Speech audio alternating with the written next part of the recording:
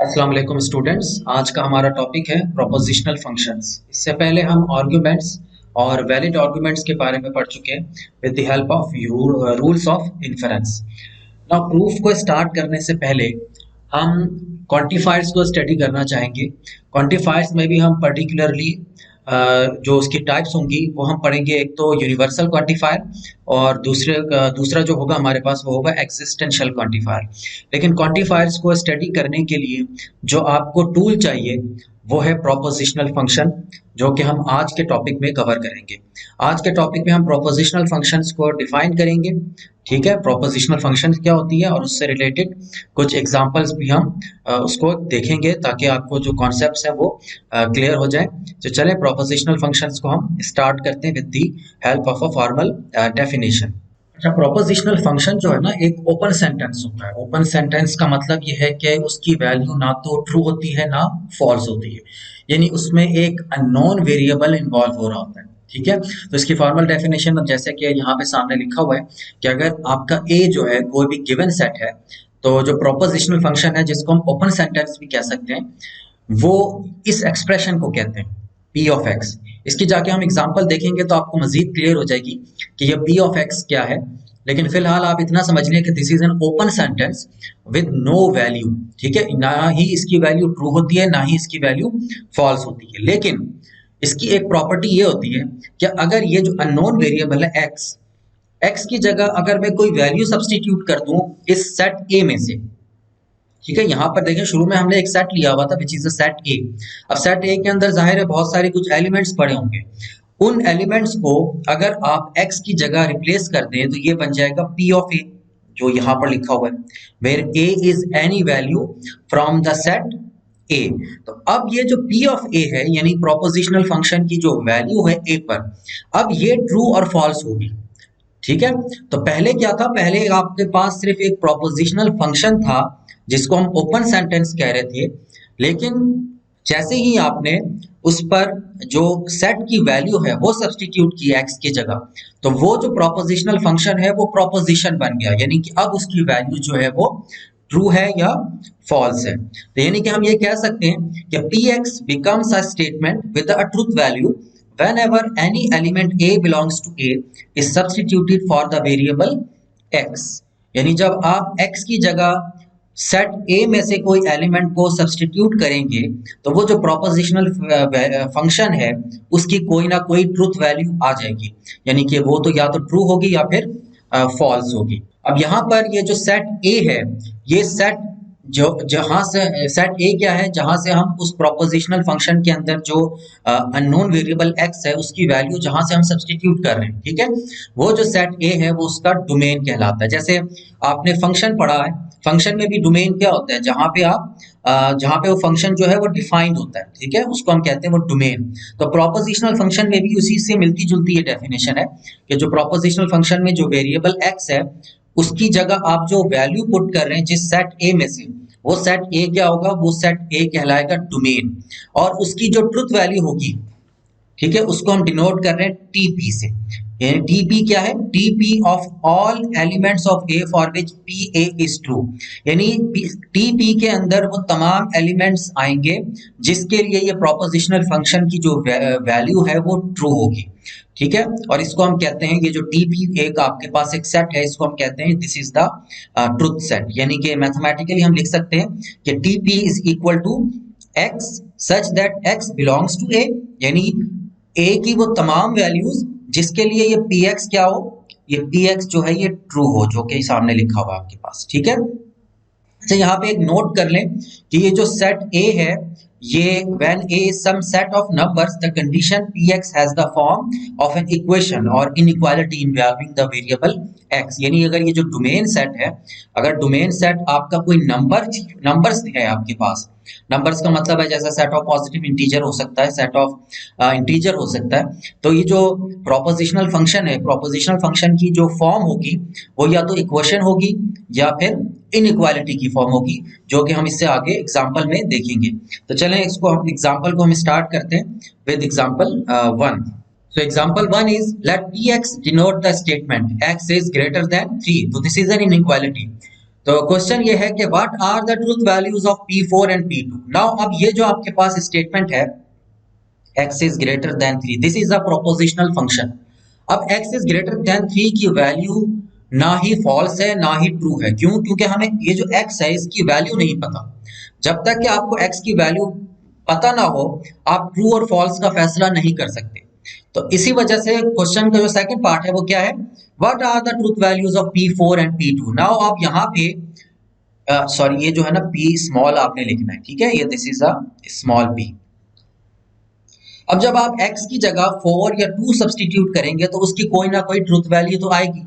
तो वो truth value आपने फाइंड आउट करनी है कि P4 और P2 में से कौन सा ट्रू है और कौन सा फॉल्स है। तो आप देखिए सॉल्यूशन में सबसे पहले आपको गिवन क्या है, गिवन आपको प्रोपोजिशनल फंक्शन है। वो क्या है कि here Px denote the statement x is greater then 3। अब आपने ट्रूथ वैल्यू किसकी फाइंड आउट करनी है, P4। सो जब आप x की जगह 4 सब्सटीट्यूट करेंगे तो आप देखें कि ये आ जाएगा हमारे पास 4 इज ग्रेटर देन 3, ठीक है। जैसे Px क्या था, x इज ग्रेटर देन 3, तो x की जगह जब हमने 4 को सब्सटीट्यूट किया तो ये बन गया 4 is greater then 3। Now 4 is greater then 3 is a true statement. Also जब आप x की जगह 2 सब्सटीट्यूट करते हैं तो आप देखें तो 2 जब सब्सटीट्यूट करेंगे x की जगह, यहाँ पे x इज ग्रेटर देन 3 जहाँ पे ऊपर लिखा हुआ है, तो ये बन जाएगा 2 इज ग्रेटर देन 3। अब 2 क्योंकि 3 से छोटा है तो ये जो स्टेटमेंट हमने लिखी है 2 इज ग्रेटर देन 3 जो कि x की जगह 2 को सब्सटीट्यूट करने से आया है, तो this is a false statement. तो हेंस हम ये कह सकते हैं कि ये जो P4 है this is true and P2 जो है वो आपका फॉल्स होगा एंड P2 इज फॉल्स। तो हमने देखा इस एग्जांपल में कि आपके पास एक प्रोपोजिशनल फंक्शन दिया हुआ था which is x is greater then 3 जो कि एक ओपन सेंटेंस था। लेकिन जब हमने x की जगह 4 और 2 को सब्सटीट्यूट किया तो उसकी कोई ना कोई वैल्यू मिल गई, यानी कि एक वैल्यू ट्रू थी विच इज P4 और जो दूसरी वैल्यू थी P2 which is false. Let's do the second example. Second example में हमारे पास जो स्टेटमेंट है वो ये है कि let Px denote the statement the word x contains the letter a। ये जो आपके पास सेंटेंस है this is an open sentence, ठीक है। द वर्ड x, अब यहाँ पे ये जो x है this is an unknown variable, इसकी वैल्यू हमें नहीं पता। तो क्योंकि यहाँ पे इस सेंटेंस में अननोन वेरिएबल इन्वॉल्व हो रहा है तो ना ही ये स्टेटमेंट ट्रू है और ना ही ये स्टेटमेंट फॉल्स है। तो हमने ट्रूथ वैल्यू किसकी फाइंड आउट करनी है, P orange and P lemon. Again यहाँ पे ये जो P ऑरेंज और P लेमन है इसका मतलब ये होगा कि x की जगह आपने ऑरेंज को रिप्लेस करना है और P लेमन का मतलब ये है कि x की जगह आपने लेमन को रिप्लेस करना है। तो चलें इसको हम स्टार्ट करते हैं। अब सबसे पहले देखें हमारे पास Px क्या दिया हुआ है। Px का मतलब ये है कि the word x contains the letter a। So जब आप x की जगह ऑरेंज लिखेंगे तो ये स्टेटमेंट कैसे क्या बन जाएगा, ये स्टेटमेंट बन जाएगा the word orange contains the letter A. अब देखिए ये सेंटेंस क्या है, the word orange contains the letter A. तो क्या ये ट्रू है या फॉल्स है, of course it is true statement, क्योंकि अगर आप ऑरेंज की स्पेलिंग देखें तो ऑरेंज की स्पेलिंग में ए मौजूद है यहाँ पे, ठीक है। तो क्योंकि ऑरेंज की स्पेलिंग में ए मौजूद है तो ये जो सेंटेंस हमने लिखा है the word orange contains the letter A, this is a true statement. And जो सिमिलरली आपके पास जो P लेमन है इसका मतलब क्या होगा, the word lemon contains the letter A। अब देखें इस वर्ड को गौर करें, लेमन में कोई भी A नहीं मौजूद, ठीक है। तो इसका मतलब है ये जो सेंटेंस मैंने लिखा है the word lemon contains the letter A, this is a false statement. तो हमने देखा कि जो P ऑरेंज है ये ट्रू स्टेटमेंट है और जो P लेमन है वो फॉल्स स्टेटमेंट है, ठीक है।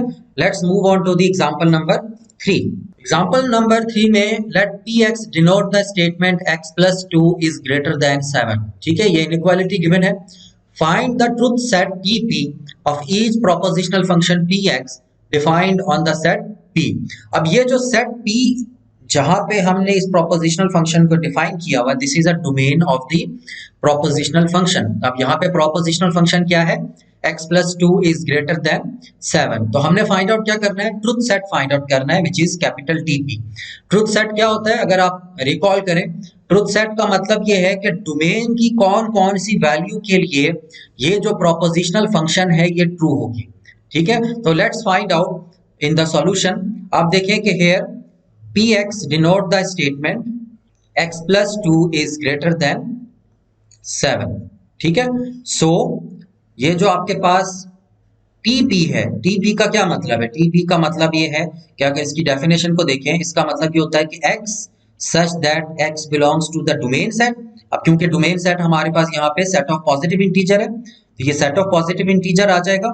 And x plus 2 is greater than 7 is a true statement, यानी हमने x की वो तमाम वैल्यूज फाइंड आउट करनी है जो कि पॉजिटिव इंटीजर p को बिलोंग करे, सच दैट कि ये जो x प्लस 2 है ये ग्रेटर देन 7 आ जाए।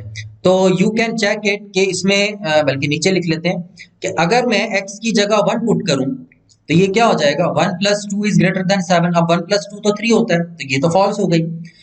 फिर x की जगह 2 पुट करें, 2 plus 2 4, 4 is again less than 7। फिर x की जगह अगर आप 3 पुट करते हैं तो 3 plus 2 is 5, 5 is again less than 7।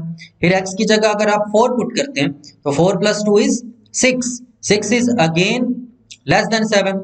फिर x की जगह अगर आप 5 पुट करें तो 5 प्लस 2 इज 7। अब 7 क्योंकि 7 के बराबर है तो ये स्टेटमेंट भी फॉल्स हो गई। नाउ अगर मैं x की जगह 6 पुट करता हूं तो ये 6 प्लस 2 क्या बन जाएगा, 6 प्लस 2 बनेगा 8। नाउ 8 इज ग्रेटर देन 7, तो इसका मतलब है ट्रुथ सेट में जो फर्स्ट वैल्यू आनी चाहिए वो 6 आनी चाहिए। ठीक है, क्या 6 के बाद 7 भी इसके ट्रुथ सेट में आएगा कि नहीं आएगा? तो आप देखें कि प्रोपोजिशनल फंक्शन में अगर मैं x की जगह 7 रिप्लेस करूं तो क्या ये प्रोपोजिशनल फंक्शन ट्रू है या फॉल्स है? अगर तो ट्रू है तो ये ट्रुथ सेट में आ जाएगा। ठीक है, तो लेट्स चेक इट कि अगर मैं इस x की जगह 7 पुट करूं तो 7 प्लस 2 क्या आता है, 9। 9 इज अगेन ग्रेटर देन 7, तो इसका मतलब है यहाँ पे 7 भी आ जाएगा। तो आप चेक कर सकते हैं कि 6 से बड़े जितने भी नंबर्स हैं अगर मैं इस प्रोपोजिशनल फंक्शन में x की जगह पुट करूंगा तो ये जो स्टेटमेंट है px ये ट्रू आएगी। तो इसका मतलब है इसकी जो ट्रुथ सेट है वो क्या होगा, 6 7 8 9 10 11 एंड सो ऑन, यानी कि इनफाइनाइट मैनी वैल्यूज के लिए जो स्टेटमेंट है ये ट्रू है। यानी कि आप कह सकते हैं कि इस डोमेन सेट के अंदर 6 और 6 से बड़े जितने भी नंबर्स हैं उन सब के लिए ये जो px वाली स्टेटमेंट है x plus 2 is greater than 7, this is a true statement. तो इसका मतलब है जो इसका जो ट्रुथ सेट है वो क्या आएगा, 6 7 8 एंड सो ऑन, ये इनफाइनाइट मैनी ये चलता जाएगा। ठीक है, let's move on to the example number 4। Example number 4 में भी हमारे पास क्वेश्चन की जो फॉर्म है वो सेम है कि let px denote the statement x plus 5 is less than 7। हमने ट्रुथ सेट फाइंड आउट करना है और जो डोमेन सेट है वो आपके पास पॉजिटिव इंटीजर है। तो यहां पर भी आप देखें कि जो आपके पास प्रोपोजिशनल फंक्शन px है वो क्या है, x plus 5 is less then 3। Now हमने क्योंकि ट्रुथ सेट फाइंड आउट करना है तो ट्रुथ सेट का मतलब अगेन वही होगा कि आपने देखना है कि डोमेन की कौन सी वैल्यू के लिए ये x प्लस 5 जो है वो लेस देन 3 होता है। ठीक है, तो आप देखें कि अगर मैं x की जगह 1 पुट करूंगा तो ये 1 प्लस 5 हो जाएगा। 1 प्लस 5 जो है वो 6 होता है और 6 जो है वो ग्रेटर देन 3 है, लेस देन 3 नहीं है, तो ये 1 के लिए भी फॉल्स हो गई। 2 के लिए अगर आप पुट करें 2 प्लस 5 7, अब 7 भी ग्रेटर देन 3 है, तो ये भी स्टेटमेंट फॉल्स हो गई। तो आप देखें कि पॉजिटिव इंटीजर की किसी भी वैल्यू के लिए ये जो स्टेटमेंट है px ये ट्रू नहीं आती। ठीक है, सो हम कहेंगे कि टीपी जो है वो क्या है, एक एम्प्टी सेट है because px is not true for any value in the domain set p। तो डोमेन सेट की किसी भी वैल्यू के लिए क्योंकि ये जो px है ये ट्रू नहीं है तो हम कहेंगे कि ये जो ट्रुथ सेट है ये फिर एम्प्टी सेट आ जाएगा। ठीक है, यानी इसके अंदर कोई भी वैल्यू नहीं आएगी। ठीक है, ओके, अब एग्जांपल नंबर 5 करते हैं कि let px denote the statement x plus 5 is greater than 1। तो अगेन क्वेश्चन यही है कि आपके पास जो डोमेन सेट है वो p है, पॉजिटिव इंटीजर्स का। आपने फाइंड आउट क्या करना है, टीपी। ठीक है, सो आप देखें कि here px is the statement x plus 5 is greater than 1. So TP क्या होगा, यानी ट्रुथ सेट इस प्रोपोजिशनल फंक्शन की क्या होगी। तो आप देखें कि प्रोपोजिशनल आपके पास जो डोमेन सेट है 1 2 3 इसकी तमाम वैल्यूज के लिए ये जो px वाली स्टेटमेंट है ये ट्रू होगी। ठीक है, यू कैन चेक इट कि अगर मैं x की जगह यहाँ पे 1 पुट करता हूँ तो ये 1 प्लस 5 हो जाएगा। 1 प्लस 5 क्या है, 6 हो जाता है, तो 6 इज ग्रेटर देन 1, तो ये ट्रू हो जाएगी। फिर 2 पुट करें, 2 + 5 is 7, 7 is greater than 1। Means कि अगर आप इस डोमेन सेट के अंदर से कोई भी वैल्यू पुट करते हैं x की जगह प्रोपोजिशनल फंक्शन में, तो वो हमेशा जो है वो ग्रेटर देन 1 ही आता है। तो इसका मतलब है कि इसका जो ट्रूथ सेट है वो एंटायर डोमेन सेट है, 1 2 3 एंड सो ऑन। यानी कि सिंपली आप क्या लिख सकते हैं, सेट ऑफ पॉजिटिव इंटीजर। यानी ट्रूथ सेट जो है वो होल डोमेन है इसका, यानी कि डोमेन की तमाम वैल्यूज के लिए ये जो प्रोपोजिशनल फंक्शन की वैल्यू है वो ट्रू होगी। ओके, ये एग्जांपल्स यहाँ पे हम खत्म करते हैं। Let's move on to the propositional function of two variables. इससे पहले हमने जो प्रोपोजिशनल फंक्शन पढ़ा था उसमें आप देख रहे थे कि इसमें सिर्फ एक ही वेरिएबल इन्वॉल्व है, ठीक है। नाउ एक से ज्यादा वेरिएबल भी इन्वॉल्व हो सकते हैं, जिसको हम कहते हैं prepositional function of two variables. जैसे कि आप देखें कि ये जो स्टेटमेंट लिखी हुई है x equal to y plus 3, अब ये भी एक प्रोपोजिशनल फंक्शन है। क्यों? क्योंकि this is an open sentence जिसकी कोई ट्रूथ वैल्यू नहीं है, लेकिन इसमें दो वेरिएबल्स इन्वॉल्व हो रहे हैं, एक है x एंड y, जिसको हम q ऑफ एक्स वाई से डिनोट कर सकते हैं, ठीक है। इसमें x एंड y क्या है, are variables when value are assigned to the variables x and y, the statement qxy has a truth value। यानी जब आप इसमें x और y की जगह जब कोई वैल्यू पुट करेंगे इस टू वेरिएबल प्रोपोजिशनल फंक्शन में, तो ये जो q ऑफ एक्स वाई है इसकी कोई ना कोई वैल्यू आपको मिल जाएगी, ठीक है। तो इसकी हम एक एग्जांपल देख लेते हैं कि let q of x y denote the statement x equal to y plus 3। तो क्वेश्चन ये है कि what are the truth values of q12 and q30, ठीक है। तो आप देखें कि q1 यहाँ पर सबसे पहले तो आप देखें कि प्रोपोजिशनल फंक्शन क्या है। यहाँ पर जो प्रोपोजिशनल फंक्शन है वो है qxy, और q ऑफ xy का मतलब है x equal to y plus 3, ठीक है। इसको बल्कि इक्वल टू के साइन की बजाय हम डबल डॉट कर देते हैं। ओके, तो अब आपका क्वेश्चन क्या है, आपने ट्रूथ वैल्यू किसके फाइंड आउट करनी है, Q12। तो Q12 का क्या मतलब होगा, Q12 का मतलब होगा कि x की जगह आपने 1 रिप्लेस करना है और y की जगह 2 रिप्लेस करना है। तो ये हो जाएगा आपके पास 1 इक्वल टू 2 प्लस 3, ठीक है। तो क्या ये स्टेटमेंट ठीक है, विच इज फॉल्स। यानी 1 equal to 2 plus 3 is a false statement, क्योंकि 1 जो है वो इक्वल नहीं होता 2 प्लस 3 के, ठीक है। सिमिलरली आप देखें कि जो सेकंड प्रोपोजिशनल वैल्यू है विच इज Q30, इसका मतलब क्या होगा, इसका मतलब होगा 3 इज इक्वल टू 0 प्लस 3। अब 3 इक्वल टू 0 प्लस 3 का मतलब है 3 equal to 3, which is a true statement. तो हमने देखा कि टू वेरिएबल्स जो प्रोपोजिशनल फंक्शंस हैं उसमें भी जब आप x और y की जगह जब आप कोई वैल्यू पुट कर देते हैं तो उससे भी आपके पास जो ट्रू या फॉल्स स्टेटमेंट पता लग सकती है, ठीक है। तो इसी तरह सिमिलरली जो प्रोपोजिशनल फंक्शंस होते हैं वो 3 वेरिएबल्स के भी हो सकते हैं, 4 वेरिएबल्स के भी हो सकते हैं, and so on. In general हम ये डिफाइन करते हैं कि जो आपके पास सेट है p ऑफ x1 x2, यानी कि जो नोटेशन हमने यूज की है p of x1 x2 up to xn, ये क्या डिनोट कर रहा है, this is a propositional function of n variables. यानी कि इसमें कितने वेरिएबल्स इन्वॉल्व है, इसमें n वेरिएबल्स इन्वॉल्व है। यानी हम ये कह सकते हैं कि a statement of the form p of x1 x2 up to so on xn is the value of the propositional function p at the n tuple.